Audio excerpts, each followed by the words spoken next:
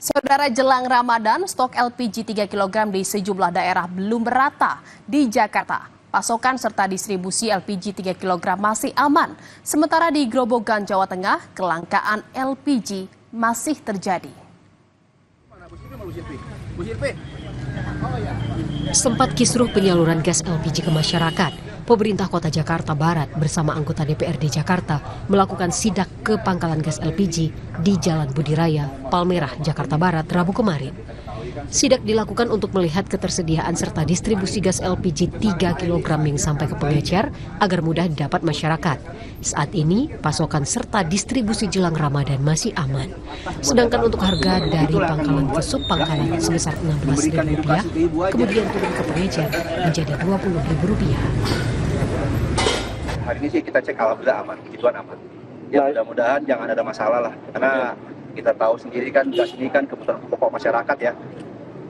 Bulan Ramadan, orang-orang para kawan-kawan umat Islam ini lagi beribadah, terus ada masalah gas langka nih, saya rasa jangan sampai lah. Sementara itu, kelangkaan tabung gas LPG 3 kg di Grobogan masih terjadi. Kelangkaan disebabkan beberapa faktor, diantaranya akibat cuaca ekstrim yang masih melanda, sehingga beberapa depo pengiriman tabung gas LPG di Pertamina terhenti. Sehingga pengiriman tabung gas LPG 3 kg ke agen terlambat yang berdampak pada kelangkaan tabung LPG 3 kg di masyarakat.